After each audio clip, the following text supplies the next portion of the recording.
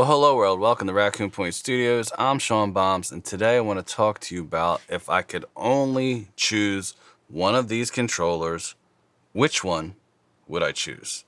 I'm not going to make you wait.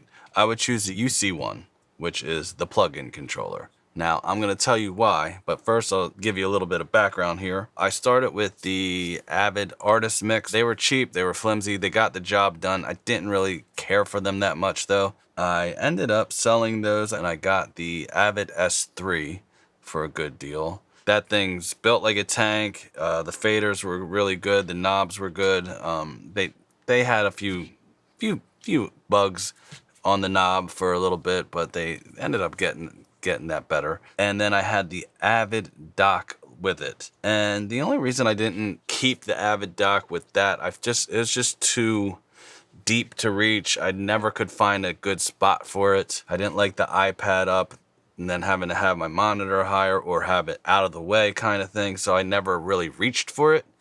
And honestly, I preferred to have the Avid S3 here and then an iPad leaning on it with all my shortcuts or anything else that I might want to use with it. Then I saw when they launched the SSL UC1, I immediately was like, that thing's awesome.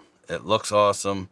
I like how they have the bus compressor. I like how they have a knob per function, because if you have any controllers that you can map things to, even when you map them how you want them, when you're going in between a bunch of different plugins, you will sometimes forget what goes where if you're using it for so many different things. This made it awesome because the sound of the plugin that it came with, the native 2, is awesome to begin with. Then they added another, I think it's a 4KB. Then they added another one that you have to pay for. I'm just doing the rental thing because I actually like a lot of their plugins. So anyway, I got this. I had it with the Avid S3, and again, it was one of those things where it's like this Avid S3 was so big that I couldn't really have anything else with it that made sense. So they came out with the UF1, and I was like, that's dope. Maybe I can get rid of the Avid S3, just get the UF1, and I'll have one fader for automation rides. And I tried that out. I had the Avid S3 sitting somewhere, and I tried that out, and I was like, nah. I definitely need the faders, and funny enough, they put the UF8 on sale. So I got that, and then I was like, all right, let me try this out for a little bit. And I liked it so much that I put the Avid S3 up for sale. That's the backstory with that, how I got to this. I like using all this for mixing. It's about the reach, because when I'm mixing, I'm just right in between my speakers. You know, other than I might have tweak a piece of hardware or something like that. But for the most part, I'm right here.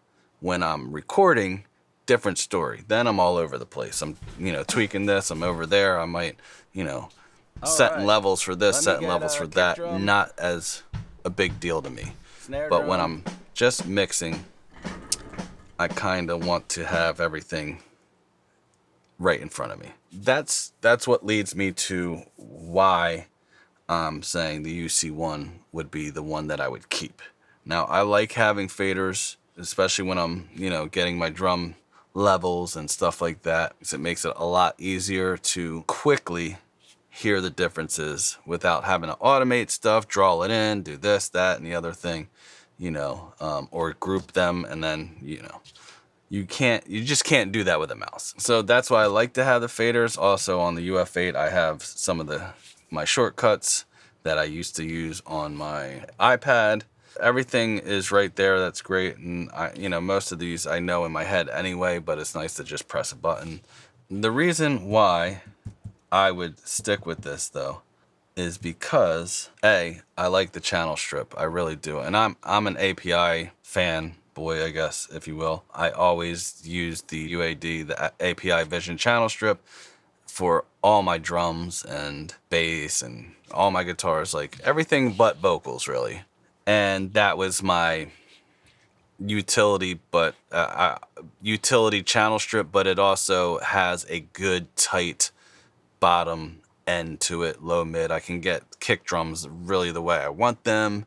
They're not too pointy. They're tight but round at the same. It's just, all those buzzwords I could use. But when I got the channel strip from SSL, and I tried it, I could get something comparable to that.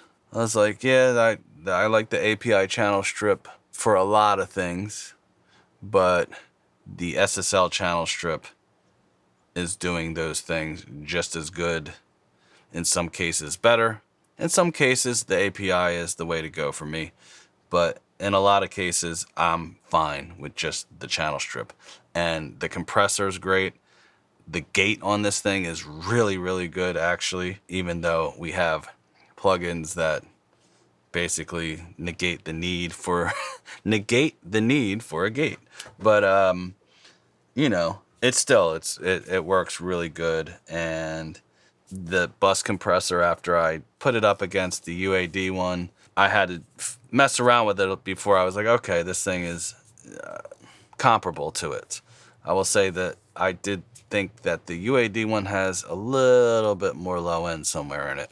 That could be my mind playing tricks on me. You know how these things go. So the reason, though, is we spend most of the time tweaking sounds. I might adjust the faders here and there, but a lot of times I might be just, EQing something, and this gives me the ability to grab these really quick. I mean, whenever I'm even in a recording session and I'm going and doing different things, I throw the channel strip right on it and I can get what I want quickly. I don't have to go grab 3 different plugins or have this preset chain and all this other stuff. It's just in one package, and then I can get what I want. And if I need more, then I would add some more. It's a great utility thing. You can shuffle around through your session really easily. Here, this screen is bright, and I have, lights here for shooting videos and stuff. I never have a glare issue with this like I would with iPads, even though they're bright as well, but it's a bigger surface. So I don't have that issue here. I can just go through these, or I can just click on wherever I want. And if you noticed in the beginning of this, I pulled up the API channel strip because they have 360 link with this, so you don't have to use this strictly with SSL. You can add any VST3 plugin into it, and if you're a Pro Tools user, don't worry, because it's a wrapper plugin. All your plugins can just go into that wrapper, and that's how it works. I don't have any issues, like there's no lag, there's no latency when I turn something, so you can see how quick that is. But even if I go to the API, boom, boom, boom, boom, it's just as quick as I move it. And the GUI shows up with it.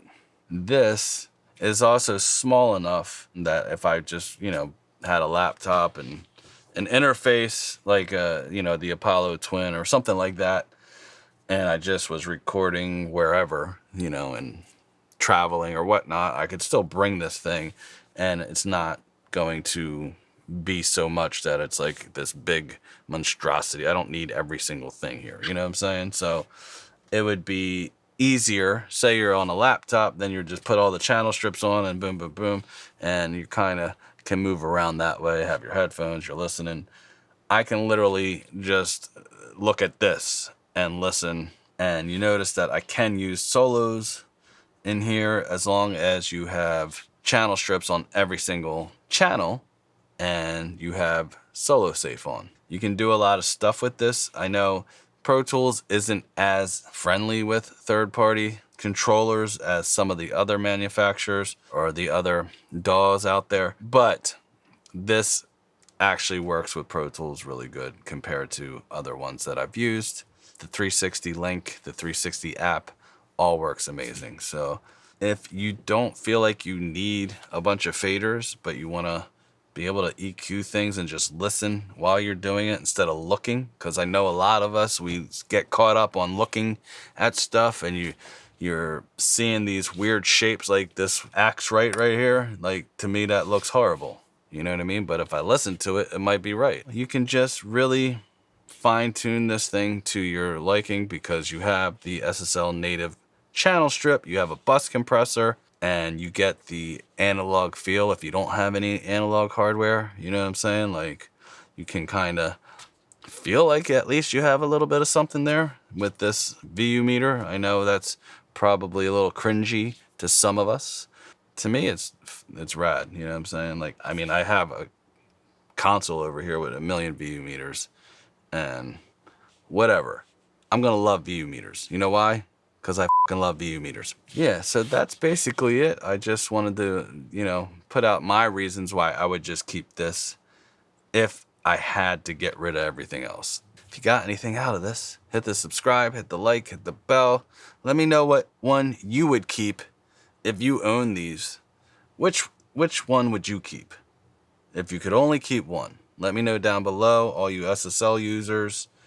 And if you have any, you know, ideas on how to use this with the 360 link, if you have your favorite plugins that you use this with, you know, let me know. So I'll see you in the next one. Bye-bye. If you're into guitar pedals, subscribe to the channel. If you're into pro audio, subscribe to the channel. If you're into experimenting, subscribe to the channel. Subscribe to the channel. Subscribe to the channel. Subscribe to the channel.